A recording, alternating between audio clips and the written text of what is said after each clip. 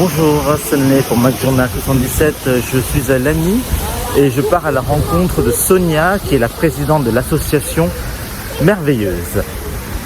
Quel est l'objectif de cette association?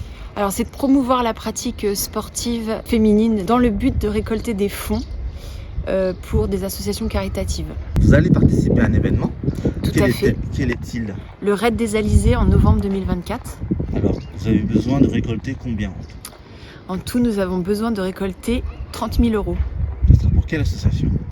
L'association ARN, neurofibromatose, qui est en recherche pour cette maladie génétique dont mon fils est atteint. Comment se traduit cette maladie? Alors cette maladie est complètement aléatoire d'un individu à un autre.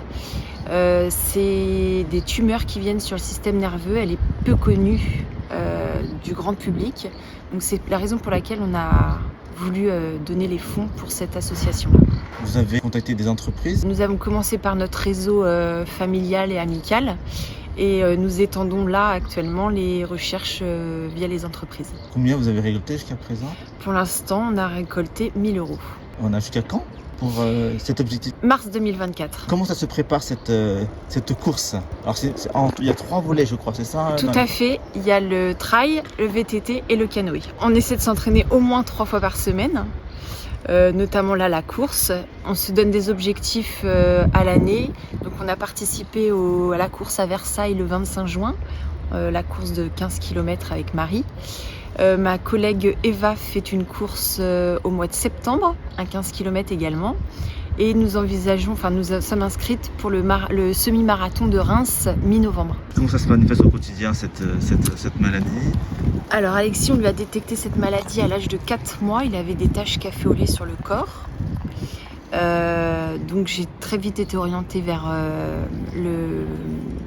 le service de dermatologie à Necker qui ont pris en charge mon fils dès 4 mois.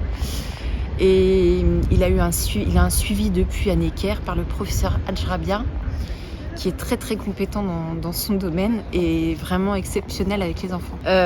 Et ensuite, il sera suivi à l'âge adulte par le professeur Falkenstein à Henri Mondor, qui sont spécialistes de cette maladie.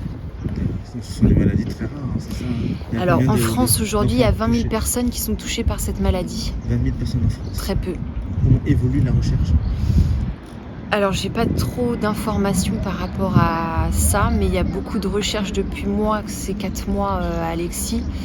Il y a par exemple à l'âge adulte, ils peuvent séparer les spermatozoïdes sains pour que lui plus tard ait un enfant sain par la suite.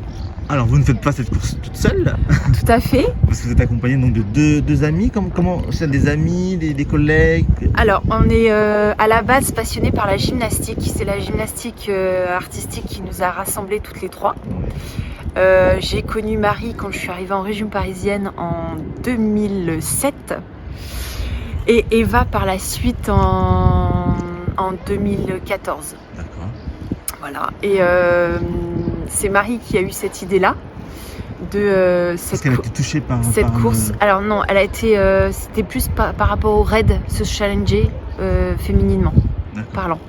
Et Marie m'en a parlé, moi j'ai été ravie de suite et j'ai tout de suite pensé à l'association ARN pour laquelle on pourrait courir.